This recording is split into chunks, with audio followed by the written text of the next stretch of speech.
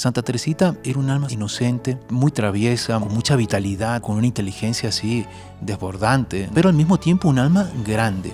Una vez ella estaba en su habitación y vio por la ventana 2 diablillos en el patio, en el jardín. Ahí se asomó a la ventana y cuando la vieron salieron corriendo. Y ella comprendió lo que era la fuerza de la inocencia, ¿no? Ella tiene un don de conquistar los corazones.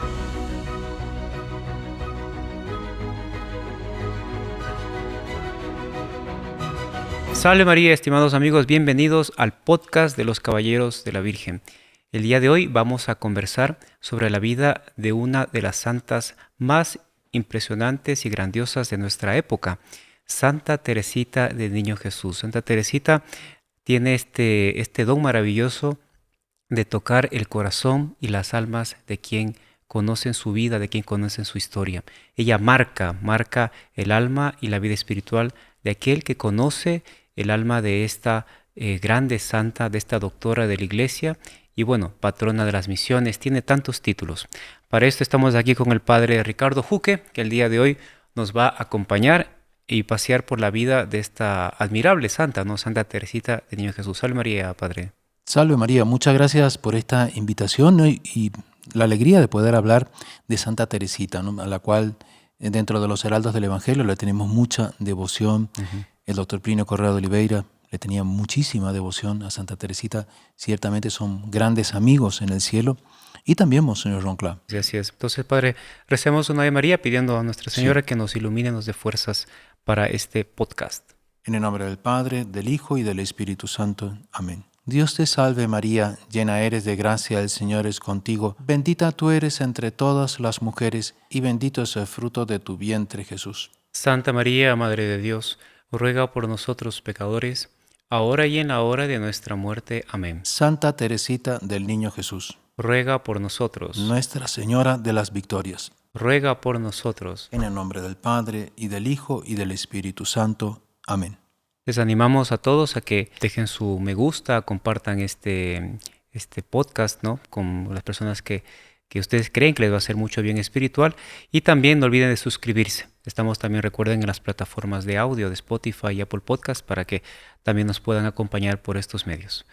Padre Ricardo, vamos a hablar un poco de la vida de Santa Teresita, que es una vida realmente extraordinaria y que yo creo que todo aquel que ha paseado por la vida, por la historia de un alma, historia de la vida de ella, ha quedado marcado de alguna forma. Ella tiene un don de conquistar los corazones. Sí. Y es muy bonito que existe una autobiografía de ella, que es un libro muy bonito que se llama Historia de un alma. Y entonces es maravilloso poder contemplar el alma de un santo narrada por el mismo santo. Ella misma va narrando las gracias y, en fin, desde muy temprana edad. Ella, en Historia de un alma, divide su vida en 3 periodos, ¿no? Y el primer periodo va desde su nacimiento hasta la muerte. Don Luis Martin y la madre, que se llamaba Celina Guerin, ¿no? Eran personas acomodadas, ¿no? Ellos vivían en Alençon, que es un pequeño pueblo, ¿no? Que se caracterizaba por los encajes, ¿no? Entonces la madre tenía mucha habilidad con los encajes de Alençon, que eran muy famosos. El padre era relojero, pero sobre todo se destacaban por ser un matrimonio muy cristiano. Tanto es así que los padres han sido beatificados, ¿no? San Luis y Santa Celina. Son modelos para el matrimonio, ¿no? Para cuántas personas que dicen, dentro del matrimonio no se puede ser santo. Mire, ahí tenemos unos ejemplos extraordinarios, ¿no? Ella, los recuerdos que tiene de su hogar, de sus padres, de su madre, son recuerdos de una virtud, de una abnegación. Una cosa que es bonita, que padre usted confirmará, es que tanto Messie Martin como doña Celí, ellos dos querían ser religiosos, sí, ¿no? Inclusive fueron hasta el convento para entrar a la vida religiosa, ¿no? Entonces el uno subió Suiza y fue al Gran San Bernardo, ahí donde los monjes, para entrar, y como no sabía latín, tuvo que regresar nuevamente a Alençon, pero aprender latín. Y también la doña Celí, también ella quería ser religiosa, fue a tocar la puerta del convento y por una inspiración divina de quien la atendió dijo, no, usted no tiene vocación para la vida religiosa. Y ella rezaba y él rezaba para encontrar a aquellas personas que Dios les coja justamente para llevar una vida santa en el matrimonio, ¿no? Qué Hasta que se impresionante. conocieron. Y hay una cosa muy bonita de la vida de ellos, es que después de que se casaron, ellos permanecieron un año En en abstinencia. abstinencia total. O sea, justamente como un ofrecimiento para que vengan hijos santos, ¿no? Claro, y para tener la verdadera noción del matrimonio, que es mucho más sublime, mucho más profunda, ¿no? Ujú. Y claro, y Dios le favoreció con 9 hijos, ¿no? Una cosa realmente bendecida, ¿no? Es un matrimonio bendecido. Y de las cuales 5 hijas religiosas, porque 4 fueron carmelitas y Leonia, ¿no? Que era la última que entró a la vida religiosa, Ujú. tenía una salud precaria, delicada. Primero intentó ser clarisa, después terminó entrando a las salesas, ya cuando murió el padre, ¿no? Y la menor de ellas, Santa Teresita, ¿no? Era la Benjamín de la familia, Era la la, consentida, era la mimada. la mimada, ¿no?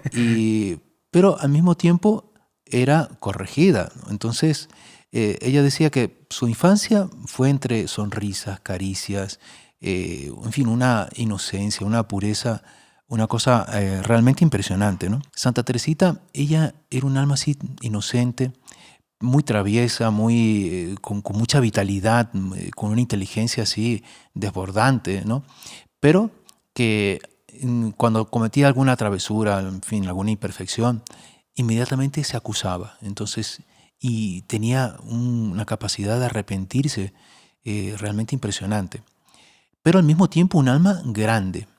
Una vez la hermana Leonina estaba con su cesta de costura y entonces apareció Celina y Teresita y les ofreció así, por bondad, a ver si querían agarrar algo de su cesta de costura. Santa Teresita tendría, no sé, 4 años o menos, 3 años. Y entonces Celina vio una gasa, ¿no? un rollo de gasa, de estos gasas que se usan Ujú. para la costura. Dijo, bueno, yo agarro esto. Y Teresita vio la cesta, encima de la cesta había una muñeca incluso que había colocado Leonina o Leonia, y dice, yo quiero todo. Como decía Yeshua, así tú. O sea, yo quiero todo. ¿Por qué? Porque ella quería todo. Y Dios, al final de la vida, realmente le dio todo, ¿no? Era una inspiración sobrenatural. Pero dentro de esa inocencia que ella tenía, los demonios la perseguían, pero al mismo tiempo le temían. Una vez ella estaba en su habitación y vio por la ventana 2 diablillos que estaban ahí moviéndose encima de un barril fuera en el patio, en el jardín.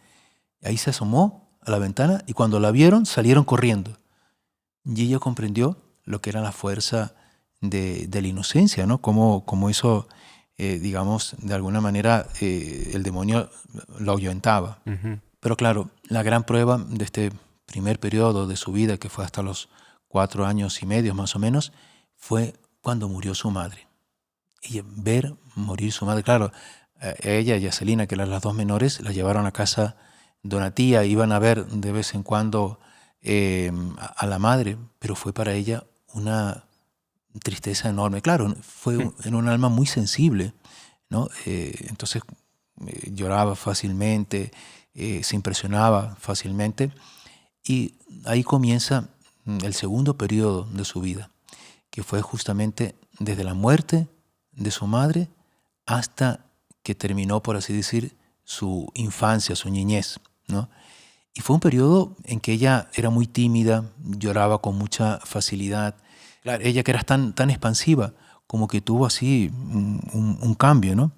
Ahí la familia se cambió de Alençon a Lisieux, donde vivían justamente sus tíos, porque bueno, los tíos la iban a cuidar un poco, ¿no? Y también porque don Luis, ¿no? Él tenía la intención de que también hay una presencia materna, ¿no? Claro, Para sus hijos, bueno, estaba las la tía, tías y tal, sí, para que puedan cuidar a las pequeñas, porque él trabajaba, ¿no? claro, Entonces claro, él claro. necesitaba que haya una presencia que más o menos sustituya a doña Celí, ¿no? Sí, claro. Incluso entre las hermanas escogieron sus mamás. Entonces, Celina escogió a María, que era, me parece, la mayor, y Santa Teresita escogió a Paulina, ¿no? Paulina era su madrecita y María era su madrina, porque creo que fue la madrina de la primera comunión. Sí, sí. Y entonces, claro, ahí en el Liceo compraron una casa, los Le Buissonnet, ¿no? Buissonnet. Que era un chalet muy bonito que estaba cerca, a las afueras de la ciudad, más o menos en el campo. Y ella se recordaba de los paseos que hacía con su padre. Su padre la amaba muchísimo, ¿no? Le decía mi reinecita. Reinecita. Y, en fin, la llenaba de afecto. Y ella, cuando salían a pasear por la ciudad, era la encargada de dar las limosnas. Entonces, una vez encontraron un viejito que estaba caminando con su bastón, con dificultad, y ella dijo, a este le voy a dar una limosna. Y agarró el monedero donde llevaba las limosnas y se lo ofreció. Y el viejo así sonrió y hizo un gesto de desprecio. La rechazó. Como que se sintió ofendido, no sé. Y ella dijo, uy, ¿será que hice algo mal? Tal vez le puedo ofrecer, en fin, porque llevaba unos dulces, un pastel que le habían regalado. Tal vez le puedo ofrecer el pastel, pero quedó así como que paralizada, sin saber qué hacer. Dijo, ya sé lo que voy a hacer. Cuando haga mi primera comunión, voy a pedir por él. Impresionante. Y la primera comunión fue 5 años después, ¿no? Porque ella decía, siempre escuché que cuando se hace la primera comunión, Jesús atiende todos los pedidos que una persona coloca. Entonces, bueno, después a los 11 años, cuando hizo la primera comunión, colocó la intención de este anciano, de este viejo. Y quién sabe, le alcanzó de Dios y del cielo gracias impresionantes para poderse salvar, ¿no? Uno nunca sabe, ¿no? No, ciertamente. Es dentro de los ojos de Dios, que una santa de ese calibre, Santa Teresita, rece por uno, pues una cosa Y después que ¿no? Jesús le atendía todo lo que pedía. Todo. Todo. Y ella sabía que su oración era atendida. Era impresionante. No por una vanagloria, no, sino por una confianza en Jesús, ¿no? Ella es más o menos la característica de esa piedad de ella, de esa espiritualidad de ella, está justamente en lo que es la infancia espiritual, ¿no? Que se caracteriza, es curioso, un padre jesuita, jesuita no, carmelita, que, en fin, es un prólogo para el libro de ella, de Historia de un alma, comentaba que la gracia de ella propiamente se podía resumir que es la gracia del bautismo, ¿no? Donde la persona siente que es hijo de Dios, siente que la gracia divina la penetra y que por tanto, como es hijo de Dios, pide con confianza, se abandona en los brazos de Dios de una manera digamos, total y restricta. En fin, es muy bonito. Y después, claro, cuando niña, al principio ella era muy pequeñita, no la llevaban a la misa mayor. Pero después cuando fue ya a partir de los 5 años y medio, ya después de la muerte, claro, de su madre. Que la mamá muere cuando ella tiene 4 años. 4 años y medio más o menos, ¿no? Es increíble que el primer sermón que escuchó fue sobre la pasión de nuestro Señor Jesucristo y se le grabó. Y yo tenía una inteligencia fuera de lo común, digamos, y todos los sermones que con esa edad escuchaba, los retenía, los degustaba, por así decir, ¿no? En fin, alimentaban su alma. Y claro, cuando tiene 8 años, su hermana Paulina entra al Carmelo. Hay lágrimas, dolor, etcétera, etcétera. Pero bueno, es la hermana Paulina que la amaba muchísimo, toma el nombre de religiosa Madre Inés, creo que del Sagrado Corazón. La amaba muchísimo, pero era la vocación que la llamaba y entonces ella fue. Y después, cuando también tenía el mismo momento que la hermana Paulina entra en el Carmelo, Celina recibe la primera comunión, ¿no? Y ella comenta que en ese momento ella todavía no comprendía cómo en medio del dolor se podía ser alegre, ¿no? Aún desconocía las alegrías en medio del dolor. Pero ella ya a los 3 años ya había concebido la idea de ser religiosa. Entre las hermanas ya hablaban de la vida religiosa.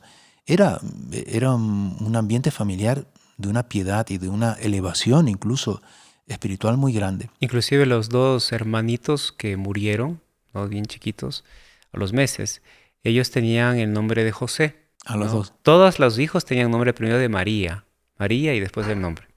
Ellos tienen nombre de José porque ellos querían los padres querían que sean santos como San José, ¿no? Entonces, claro, era un ambiente familiar donde que se favorecía muchísimo la práctica de la virtud, del bien. No es que se les obligaba o se les llevaba a que sean sacerdotes o religiosos, no. Lo que se quería era la finalidad propia del matrimonio, era que sus hijos sean santos. Claro. O sea, la principal finalidad no fue solo darles a ellas, en este caso, que quedaron vivas, darles todo, sino sobre todo darles la fe, ¿no? Hoy en día, lamentablemente, se piensa de todo, pero menos en la fe, ¿no? Y justamente la principal finalidad de este matrimonio fue inculcar en Santa Teresita y en todas sus hermanas la fe, el amor a Dios y sobre todo con el ejemplo. Que Santa Teresita que llegó a decir, yo me imaginaba cómo son los santos viendo a papá. Sí. Y era un hombre ejemplar, o sea, un hombre de una santidad muy marcada. Y que fue creciendo, ¿no? O sea, la santidad cada vez se fue manifestando más, porque a él le dolió muchísimo que todas sus hijas entrasen a la vida religiosa. Pero bueno, las últimas 2 él no alcanzó a ver cómo entraban, murió antes. Pero cada hija era para él un dolor. Y él decía, ¿no? Ya al final de su vida, que agradecía a Jesús de haber escogido como esposas a sus hijas, ¿no? Él decía, ¿qué mayor esposo para mis hijas que Jesús? Incluso también al final de su vida, él a las tantas fue a visitar a Santa Teresa y en fin, a las otras hijas que estaban en el Carmelo, las otras 2 que estaban, y les comentó que había ido a la iglesia de Nuestra Señora y estaba tan feliz, tan feliz, que dijo, no puede ser, yo tengo que ofrecer un sacrificio. Y entonces me ofrecí ahí la palabra víctima no la pronunció, pero las hijas se dieron cuenta, ¿no? Y Santa Teresa comenta, ¿no? Que efectivamente la víctima era el mismo, porque después comenzó una enfermedad degenerativa terrible. Sí, los 3 últimos años los pasó internado, ¿no? En un lugar donde le trataban, le cuidaban. Y bueno, la última vez que vio a Santa Teresita fue 2 años antes de fallecer. Ella ya estaba en el Carmelo. Él casi no podía hablar porque había sufrido una parálisis. Después le vinieron varias veces esos ataques. Y cuando se fue a despedir, miró así al cielo y dijo, al cielo, en el cielo. Fue lo último que nos vemos en el cielo. Exactamente.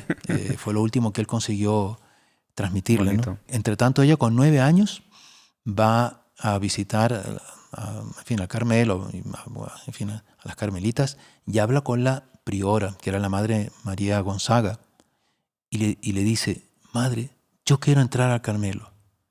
Y la madre dice, muy bien, pero solo cuando tengas 21 años. Pero ella tenía tanta confianza en la fuerza, en el amor de Dios, que no se desanimó. Y esa es una de las características de la vida de Santa Teresita, Padre.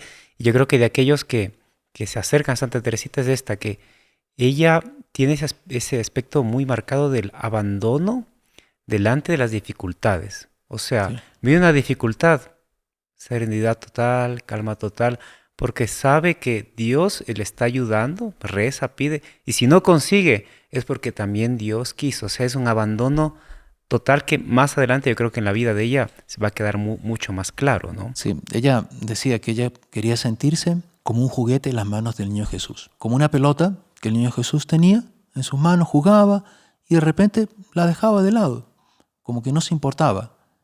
Y ella decía, yo quiero ser así, porque ella de tal manera confiaba en el amor de Dios, en el amor de Jesús por ella, que sabía que si estaba así no era porque la había dejado de amar, sino porque él permitía esa prueba.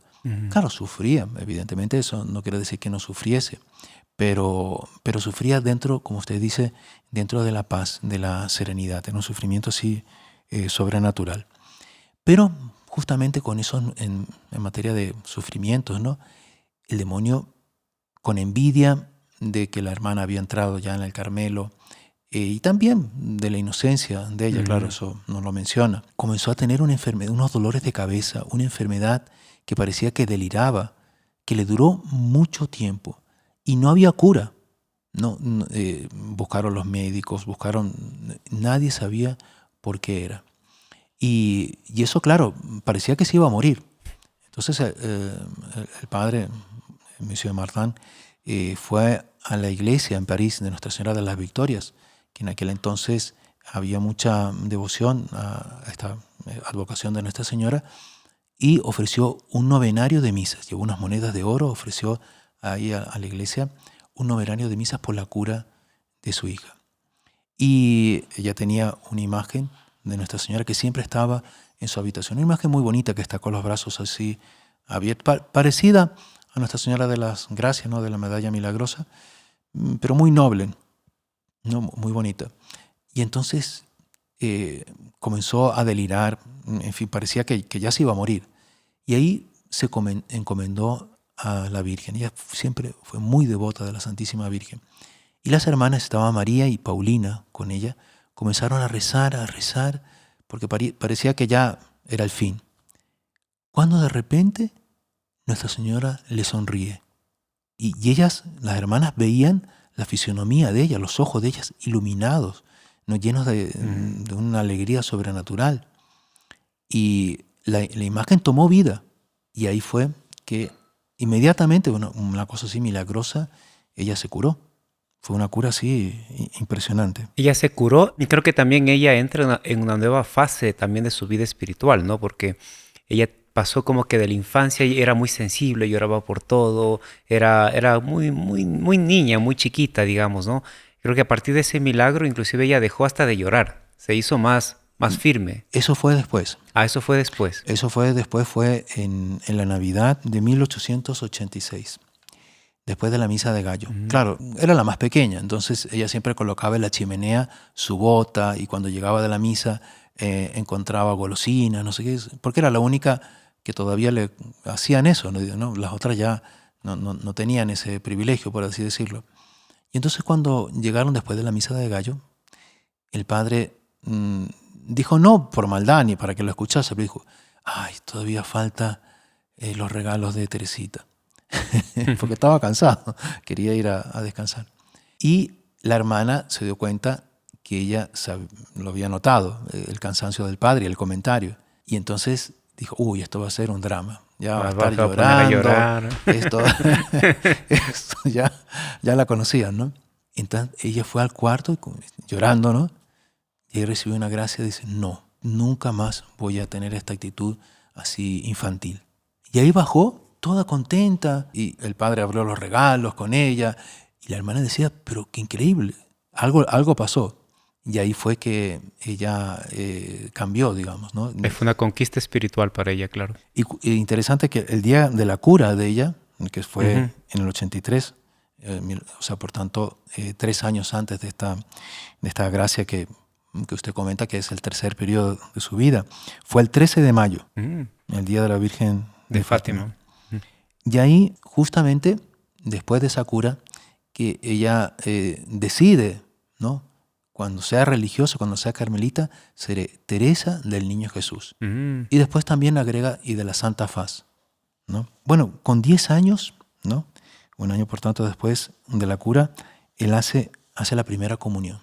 Cerca de la casa de ellas había una abadía benedictina, que era una especie de colegio, escuela para niñas, de religiosas, y entonces se hacía un retiro.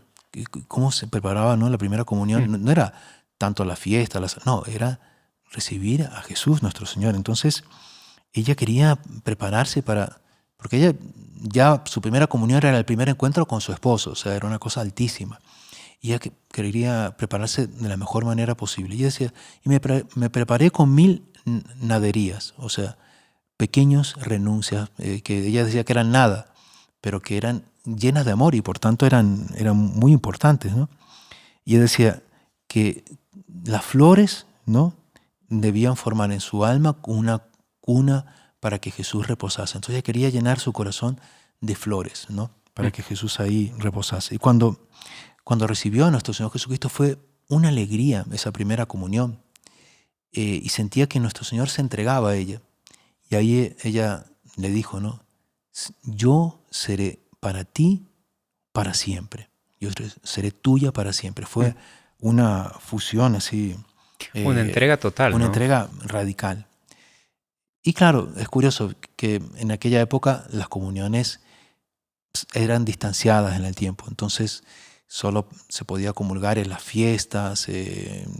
Claro, fue solo en 1905, casi 10 años después o más, que el Papa San Pío X instituyó la comunión frecuente y la comunión para los niños. Para los niños. A partir de los 7 años. Entonces, ella también tenía una especie de melancolía porque deseaba ardientemente recibir a Jesús, pero no era posible. Después el confesor le autorizó, pero ya algunos años después, a recibir la comunión varias veces por semana, lo cual era, en fin, una alegría, ¿no? Después, claro, recibió la confirmación, ¿no?, que ella decía que esa confirmación le había dado fuerza para imponerse a los sufrimientos, ¿no? Y nuestro Señor la iba preparando también en el mismo colegio a tener decepciones con las amistades entre las mismas niñas, ¿no? Había una niña que era de su edad, que ella había hecho, en fin, había hecho apostolado con ella, la trataba muy bien y tal, pero por unos meses, 3 meses, la niña tuvo que ir a su casa y pasó 3 meses sin contacto con ella en el internado. Y cuando volvió, la niña, ella fue a saludarla así con el cariño de siempre, y la niña como que la ignoró, ¿no? Frío, así total. Y ella dice, Dios permitió eso para que mi corazón solo se afiance en Jesús, en los bienes sobrenaturales, ¿no? Ella leía mucho el Kempis, ¿no?, en su infancia. La imitación de Cristo. Y lo leía tanto que se sabía de memoria varios trechos. A veces una tía agarraba el Kempis y decía, ya a ver, capítulo tanto, y ella de memoria lo decía, ¿no? Hay un trecho que a ella le gustaba mucho que decía, oh Jesús, dulzura inefable, convierte en amargura los consuelos de la tierra, ¿no? Entonces, claro, es justamente esas amarguras, porque eso la hacía sufrir, evidentemente, pero que Dios la preparaba para darle más. Y ella decía una cosa muy bonita, que a veces uno podría pensar que la bondad de Dios se manifiesta cuando levanta al que se cae. Pero decía, pero más aún se manifiesta la bondad de Dios cuando Él, previendo que en ese camino hay unas piedras que me van a hacer caer, Él retira las piedras. Porque ella decía, claro, Santa María Magdalena, ella dice, nuestro Señor le dice a ella, que mucho se le perdona, mucho ama. Yo decía, pero también se puede decir que yo fui amada no porque fui perdonada, sino porque antes de caer, Dios colocó los medios para que no cayese, digamos, evitó la caída. Claro, la vida de Santa Teresita es una vida completamente inocente, ¿no? Ella inclusive más adelante ya como religiosa llega a afirmar así, es por escrito, ¿no? Yo nunca cometí un solo pecado mortal en mi vida. O sea, se lo dice el confesor, el padre Pichón, que era un jesuita, no sé bien el periodo exacto, pero estaba recién entrada al Carmelo, y entonces le dice, yo declaro formalmente que esta alma jamás ha cometido un pecado mortal.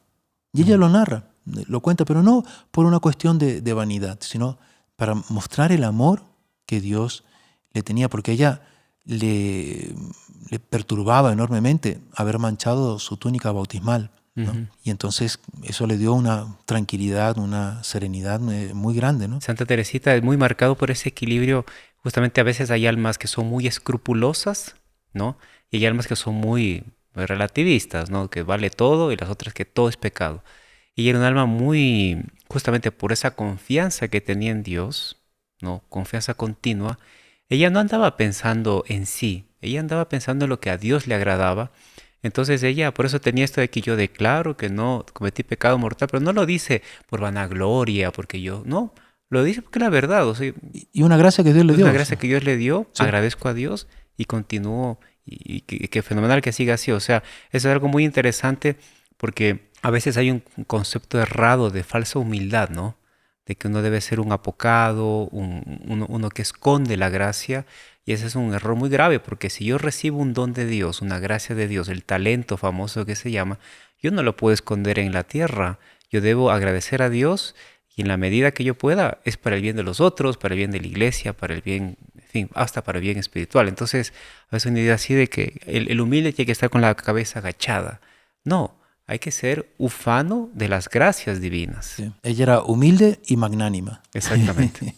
Entonces ella quería ser como Santa Juana de Arco. Ella tenía una grandeza era impresionante, Santa Teresita. Sí, es bonito eso. Que ella era santa desde inocente, desde niña, pero fue siendo cada vez más perfecta, se fue perfeccionando, fue, por así decir, desapegándose de sí misma. Por ejemplo, con las primas y la tía, en el verano fueron a la familia de la tía, que eran también una familia, en fin, acomodada, tenían un chalet en el mar. Entonces fueron a pasar 15 días a orillas del mar. Y entonces ahí la tía le regaló una cinta celeste, se hizo, en fin, un peinado con la cinta, quedó así muy contenta, ¿no? Y una prima que se llamaba Juanita tenía dolores de cabeza. Y entonces se comenzó, uy, me duele la cabeza, comenzó, en fin, a lamentarse, ¿no? A quejarse que le dolía la cabeza. Ahí la tía, las hermanas, las primas, todos fueron a cuidarla, a atenderla. Y ella dijo, uy, yo voy a hacer lo mismo. Y comenzó, A sentirse mal. sí, ay, me duele la cabeza, me duele la cabeza. Ahí la tía le dijo, ¿cómo es esto que le duele? No, usted no tiene nada. Y la ignoraron. Y entonces ella dice que ahí se curó del deseo de llamar la atención sobre sí. Claro. Fue una gracia que recibió. Dios permitió eso, ¿no? Que es algo muy natural, sobre todo en los niños. El niño continuamente está llamando la atención sobre sí a propósito de cualquier cosa, ¿no? Eso Sí. es muy propio del niño. Sí. Y bueno, y eso cuando ya tenía 12 años, ¿no? Su hermana María, que era la madrina, entra al Carmelo, ¿no?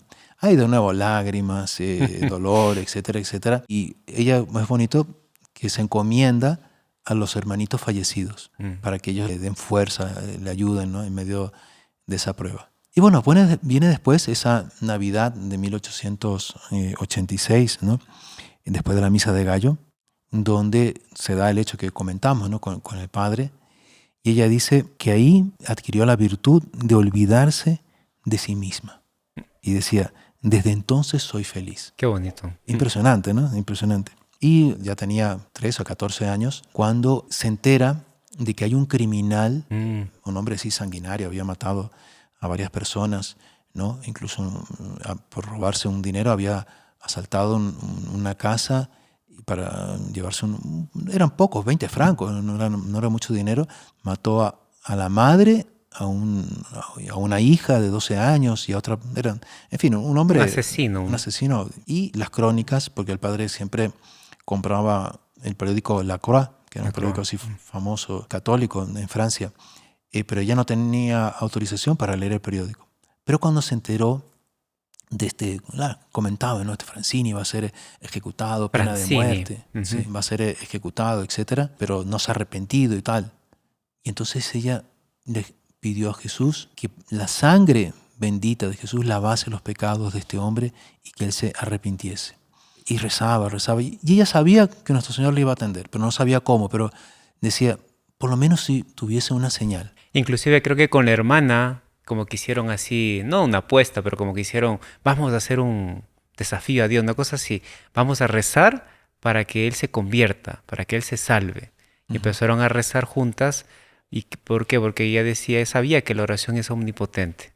Entonces ella decía, no, vamos a rezar para que este hombre se salve. Entonces, y ella sabía que por más que esté a la distancia, no importaba. Y empezó a rezar y acompañarla los últimos momentos de la vida de este criminal, ¿no? Claro, y ahí cuando lo ejecutaron, ella fue a leer la Croix, comenzó a leer la crónica que decía que no quiso confesarse, no quiso recibir al sacerdote.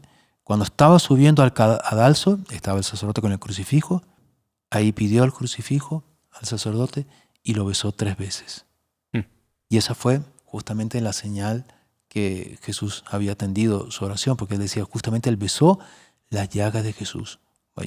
Justamente había pedido, ¿no?, que por la sangre de Jesús él fuese purificado. Claro, seguramente un criminal que rechazó los sacramentos, pero por la oración de Santa Teresita en ese momento tuvo lo que se llama el arrepentimiento perfecto, ¿no? Una contrición perfecta y fue salvado. Y creo que inclusive ella decía que era su primer hijo espiritual que había conquistado. Sí.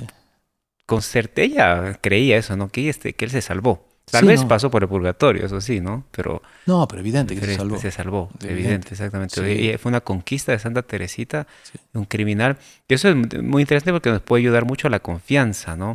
A veces, conocidos uno mismo, la oración tiene un alcance omnipotente y no tiene barreras, no tiene límites. A veces uno puede encontrar amigos o familiares hacia la distancia y que no anda muy bien. Oiga, esa oración sí es válida. Y si Así su es. oración es buena, pues ahí tiene aquí una patrona fabulosa que es Santa Teresita. Pídale a ella para que tenga otro hijo espiritual o hija espiritual, ¿no? Pero bueno, otro hecho impresionante de su vida es cuando ya con 14 años y medio, ella dice, no, tengo que entrar al Carmelo. No puedo esperar más. No voy a esperar hasta los 21 años. Pero lo que más le causaba aprensión y dolor es tener que decirle a su padre. El padre ya tenía 64 años, ya había tenido la primera parálisis cerebral. Y un día ella, primero le comenta a Celina, que era la otra hermana que quedaba con ella en la casa. La hermana, es curioso que la hermana también tenía vocación religiosa de entrar al Carmelo, era mayor que ella, pero entre tanto ella decía, como en la arena de los mártires, un mártir besaba a otro y se despedía, iba antes a la arena. Ella me dio el beso y permitió que yo fuese antes a la arena, ¿no? Y entonces el padre estaba en el jardín, así, en un ambiente de mucha paz, mucha serenidad. Estaba sentado en una banca, ¿no?, contemplando la naturaleza, así, en fin, en un estado de contemplación, de oración. Y ella va, se sienta al lado de ella, ahí lo abraza, lo besa. No, él dice, mi reina, ¿quieres decirme algo? Ya la conocí. Y ahí ella le dice, papá, quiero entrar al Carmelo. Ahí el padre se pone a llorar. Se pone a llorar y ahí comienzan a caminar. Él se da cuenta que es la voluntad de Dios, ¿no? Y estaban, en fin, había una tapia, ¿no? Y había unas flores blancas así, que parecían lirios, ¿no? Pero eran pequeñitos. Él arranca uno de raíz y se lo entrega a ella. Entonces, claro, ella interpretó que Dios quería decirle, esta flor es arrancada de aquí, pero necesita ser plantada en el Carmelo. Y ahí el padre no solo le consiente, sino que la apoya, porque el mismo padre tenían que ir a hablar con el superior carmelita, ¿no?, que les dice que no es muy joven, no puede entrar, pero bueno, si el prelado autoriza, ahí yo autorizo.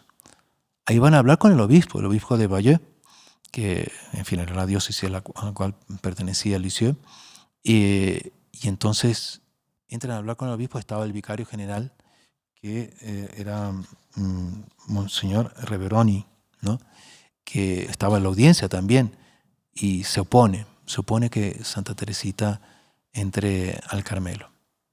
Pero justamente en ese momento se estaba organizando una peregrinación a Roma.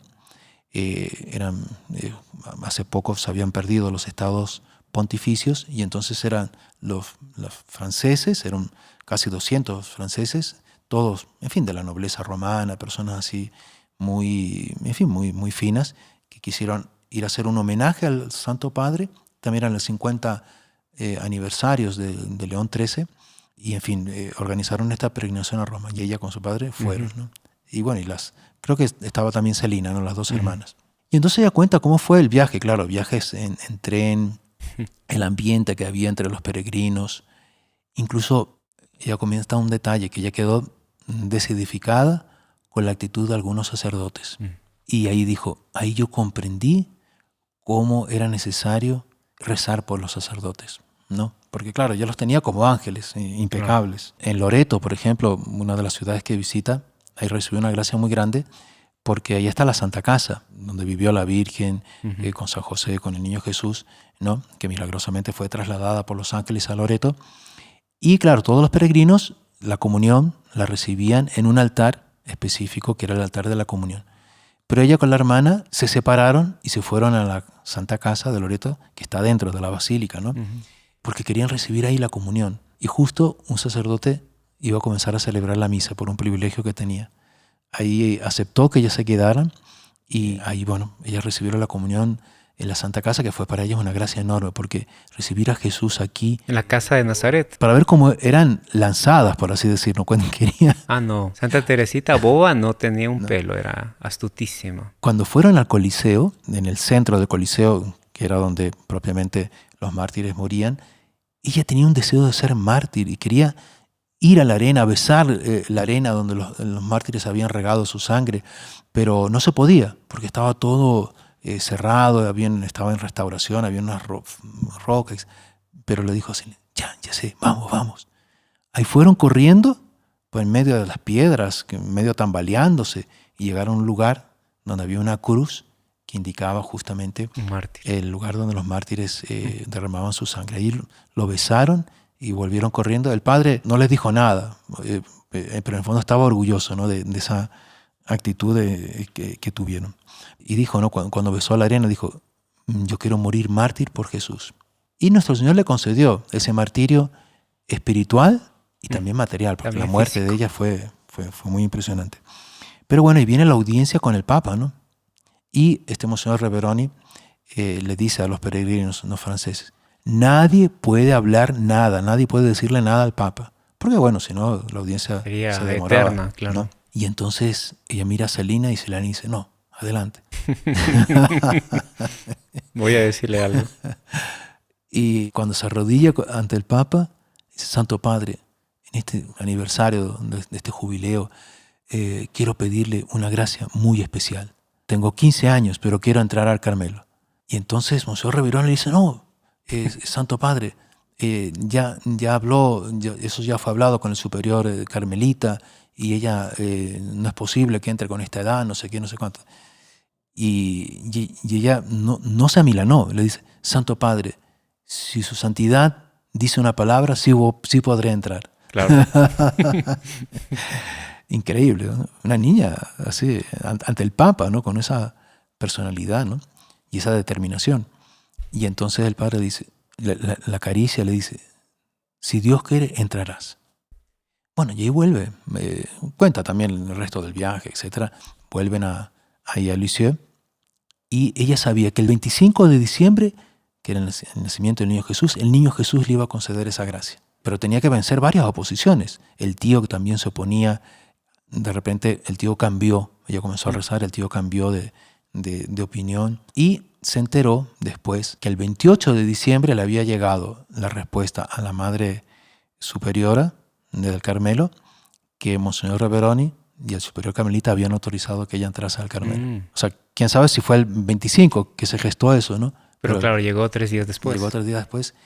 Pero la Madre Superiora, la Madre María Gonzaga, solo le autorizó a entrar después de Cuaresma, ¿no? O sea, un par de meses después tuvo que esperar.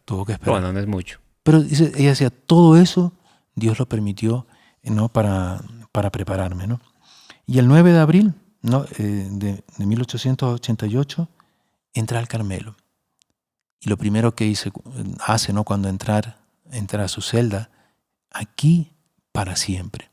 Claro, y ella sentía el contraste de la vida en su familia, en su casa, con el Carmelo, ¿no? Austero. En fin, ni siquiera tenía un colchón en su cama, pero todo eso lo aceptaba con una alegría, ¿no?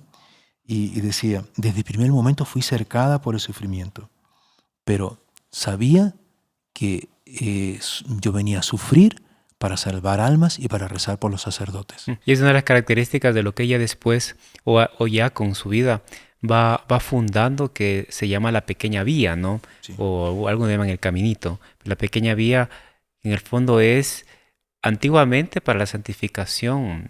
Estamos hablando tiempos antiguos. Claro, había muchos santos que, bueno, no tiene nada de malo, es una inspiración de Dios. Se flagelaban, grandes ayunos, ponían cilicios, hacían penitencias exteriores muy fuertes, de ofrecimiento. Pero en el caso de la vida de Santa Teresita, ella cada cosita, ¿no? Cada pequeña cosa la hacía con amor, con perfección y ofreciendo a Dios. Entonces, eso es propiamente la pequeña vía, ¿no, Padre? Es Sí. ese ofrecimiento, esa inmolación continua de cada cosita. Que es pequeña en los actos, pero es grande en la intención y en el amor con que se hace, Ujú. ¿no? Y por eso se dice pequeña vía, pero es una gran vía, ¿no? Una vía gigante. Es una gran vía porque en el fondo el amor dilata según lo que uno ama. Ujú. Por tanto, si ese amor es un amor a Dios, es una vía, yo diría, la más grandiosa, ¿no? Exactamente. Y bueno, después de 4 meses viene la toma de hábito de ella. Para ese entonces todavía el padre vivía. Y ella le gustaba mucho la nieve, ¿no? Pero era un día que era en invierno, pero había amanecido un día soleado, templado. No iba a nevar, pero contra toda previsión, Nevó. al final de la tarde nevó, Mm. ¿no? Y ella decía, ¿cómo mi esposo es poderoso? Porque ¿qué esposo puede darle un regalo de determinar que nieve en el día del matrimonio? Solo Jesús, ¿no? Exactamente. Exactamente. Después, bueno, viene el fallecimiento del padre en el 1894 y el 8 de septiembre de 1894, poco después, por tanto, del fallecimiento del padre, ella hace la profesión religiosa, ¿no? Hace un retiro, pero en la aridez más absoluta, ¿no? Y claro, ahí fue que ella comenta, ¿no? Que decía que ella sentía que Jesús estaba dormido en la barca de ella. Y entonces, ¿no? Estaba dormido, pero ella decía, bendito, yo me alegro que Él esté dormido en mi barca. Eso me complace. ¿Por qué? Porque yo presiento incluso que Él dormirá en la barca hasta que yo me retire a la eternidad. O sea, ella estaba dispuesta a que, es en alusión a este pasaje de nuestro Señor, ¿no? Que le está durmiendo en la barca, había una tormenta y no se despierta, ¿no? Pero en el fondo es eso. Ella estaba dispuesta a vivir el resto de su vida en aridez. Y vivió, efectivamente, toda su vida en el Carmelo fue en medio de la aridez. Cómo es bonito es su alma grandiosa, porque a veces nos quejamos porque, ay, que no siento no sé qué, ay, que no siento. No, es justamente las almas más amadas tienen el don de esta aridez, ¿no? De esta prueba espiritual. Qué impresionante, ¿eh? Sí. Y en esa línea de la pequeña vía, ¿no?, que usted comentaba, ella decía, el temor me hace retroceder. El amor me hace no solo avanzar, sino volar. Y decía que ese amor era purificante. Incluso él decía, el amor es más santificante que el purgatorio. He aprendido el modo de ser feliz aprovechándome de mis deficiencias, ¿no? Y decía, ¿por qué? Porque yo me arrojo a los brazos de Jesús. Y decía que Jesús, los brazos de Él, era como el ascensor que la llevaba al cielo, ¿no? Qué bonito. ¿No? En 1895 entra Celina al Carmelo, ¿no? Ella rezaba por la vocación de la hermana, que la hermana de alguna manera se había sacrificado por la vocación de ella, ¿no? En fin, se quedó con el padre, cuidándole, etc. Y ella, en fin, tomó el nombre de Sor Genoveva de la Santa Faz. Pero es impresionante que ella, tanto con las dos hermanas, evitaba tener un apego, y evitaba relacionarse incluso. Y se relacionaba con las religiosas que eran a veces más antipáticas, que la trataban peor. Una vez, una de ellas, que siempre la trataba mal, porque ella le tocó sufrir en el monasterio, ¿no? Una siempre que la trataba mal, ella siempre le sonreía, siempre procuraba estar con ella, hasta que un momento le preguntó, hermana Teresa, ¿por qué le gusta tanto estar Porque, conmigo? como con término que se usa en Ecuador, no, ¿por qué le caigo bien? Sí. No sé si usa en otras partes, pero ¿Por qué le caigo tan bien? ¿por qué le ¿no? caigo tan bien? Sí, ¿Por qué le agrada tanto? sí. Y creo que ella en la carta, en el escrito dice, no me agradaba nada, No, no. absolutamente nada. Pero era justamente en este pequeño acto de renuncia que Sí. ella amaba, ¿no? Sí, no, después otra religiosa que ya era anciana y que le pidieron para que ella la cuidara, entonces tenía que agarrarla por la cintura para llevarla al refectorio, ¿no? Pero entonces se quejaba, si iba muy rápido, se quejaba, si iba muy lento, no, que me estabas haciendo caer, en fin, era un martirio, ¿no? Pero la trató con tanta bondad, incluso cuando se sentaba a la mesa, ella tenía dificultad para cortar el pan, ella le cortaba el pan, se lo colocaba en la boca. En fin, cuando esta religiosa ya mayor estaba muriendo, pidió que Teresita estuviese a los pies de ella, ¿no? En fin, porque de tal manera se sentía apoyada por su bondad. Pero bueno, serían Uf, muchos los que se podría contar de su vida. Pero el Jueves Santo de 1896, un hecho impresionante. Ella estaba dormida con la cofia, ¿no? Que es esa especie de velo blanco, ¿no? Que cubre aquí también, ¿no? En fin, las carmelitas dormían con la cofia puesta. Siente un vómito que, bueno, mancha la cofia. Presiente que es el inicio de la tuberculosis y, por tanto, de la muerte. Pero ella dice, no voy a mirar, voy a esperar hasta el día siguiente, porque es tanta la alegría de saber que ya mi esposo me viene a buscar, que voy a ofrecer esa alegría y no voy a mirar. Y en la mañana, cuando, en fin, con la luz ya del día, se da cuenta sí que es una mancha de sangre y que por tanto era el inicio de la enfermedad que la llevaría a la muerte. Pero como ese el día siguiente era Viernes Santo, no dijo nada y participó, en fin, de todos los, en fin, actos de devoción propios, de ayunos, abstinencia del Viernes Santo. Es curioso que las carmelitas tienen un periodo en Cuaresma de ayuno, pero por la salud de ella, la superiora no le permitía hacer ese ayuno propio del Carmelo, no del Viernes Santo, sino en la Cuaresma, ¿no? Que es lo que usted comentaba, ¿no? Que el sacrificio de ella era más ese abandono, ¿no? Ese amor. Y entonces ahí comienzan pruebas interiores impresionantes, sobre todo en materia de fe. Es decir, ese año fue un año de pruebas de fe. El demonio le decía, tu vida religiosa no vale nada, te vas a condenar. Y ella siempre haciendo actos de fe. Y decía, vuelvo la cara a mi adversario sin mirarle a la cara. Un rechazo total. Y solo miro a Jesús. en una de las cartas que ella escribe en ese periodo, ella dice, nunca pensé que podía llegar a sufrir tanto. Así es. O sea, era un sufrimiento físico, sí, pero sobre todo era un sufrimiento moral, espiritual, que desgarraba su alma, ¿no? Exactamente. Y bueno, algo que yo creo que deberíamos comentar, hermano Jonathan, que era su alma grande. Ella deseaba ser sacerdote, misionero, cruzado, mártir. Y leyendo a San Pablo la carta a los Corintios, ¿no? Capítulo 12, capítulo 13, decía San Pablo en esa carta, ¿no? Es conocido el trecho, ¿no? Si fuese esto, si fuese doctor, sí, si sí, fuese... pero si no hay amor, de nada vale, de nada sirve, ¿no? soy. Ujú. Entonces decía, todos los dones... Puedo hablar la lengua de los ángeles, puedo hacer esto, no sé qué, puedo hacer esto, pero si no tengo caridad, no tengo amor, no soy nada. Exactamente. Es del amor, justamente. Exactamente. Ujú. Decía, todos los dones, aún los más perfectos, sin amor, no son nada. Y entonces ella quería estar en todos los miembros del cuerpo místico de la iglesia. Entonces, misionero, cruzado, sacerdote, apóstol, mártir. Pero ella decía, ella comprendió que el amor, por tanto, el corazón, es el que da la vida a todo el cuerpo. Y decía, en el corazón de la iglesia seré el amor. Así seré todo, así se cumplirá mi sueño. ¿Sí? Claro. Eso al final de la vida, que es cuando le dio la canasta la hermana Leonia, ¿no? Ujú. Cuando le dio la canasta, y ella dijo, yo así tú, o sea, Quiero yo hacer cogí todo. todo.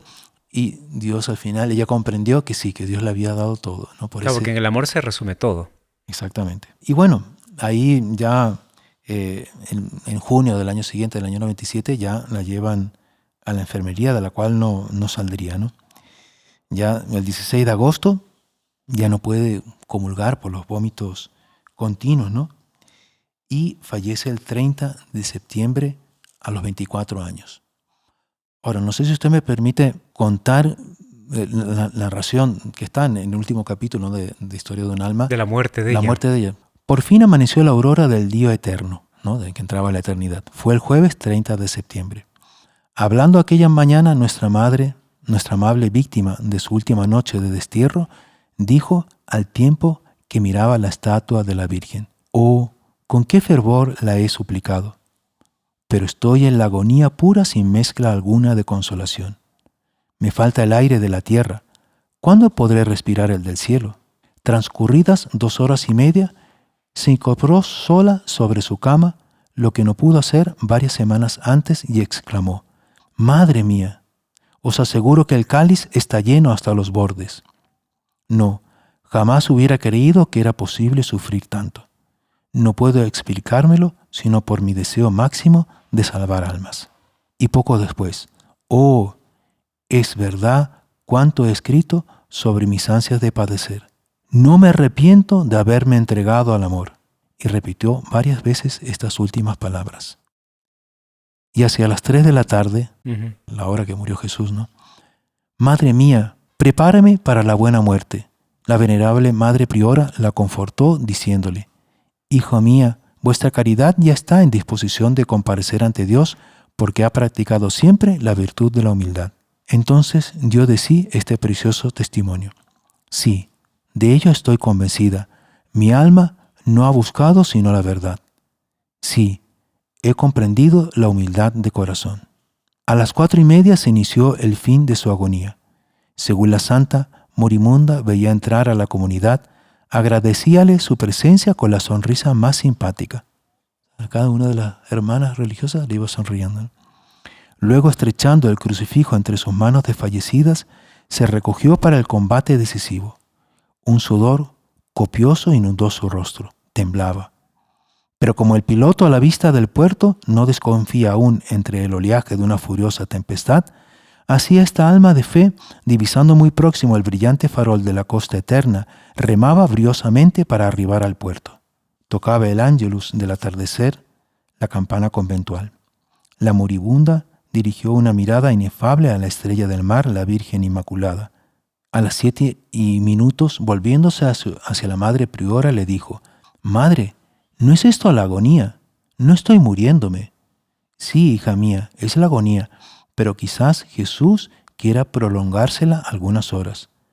A lo que contestó resignada: «Pues bien, adelante, sigamos. Oh, no quisiera padecer menos». Después, mirando el crucifijo: «Oh, te amo, Dios mío, os amo». Tales fueron sus últimas palabras. Las últimas palabras resumen completamente su vida, ¿no? Impresionante, sí. Y a partir de ahí empezaron los milagros con relación a Santa Teresita. Y bueno, la vida de ella es muy larga, por eso les animamos mucho a todos a que puedan inclusive leer, ¿no? Es un libro que está al alcance de todos. Se puede conseguir libros espirituales, inclusive la vida de Santa Teresita, que es Historia de un alma, ¿no?, que es una autobiografía que ella va escribiendo. Es muy bonito, es un libro extraordinario que uno puede profundizar más sobre la vida de ella, porque es una vida muy grandiosa, ¿no?, y de mucho amor a Dios, ¿no? Entonces, Padre Ricardo, le agradecemos muchísimo su tiempo. Qué pena que no, pero ya el tiempo realmente se pasó por todos los límites.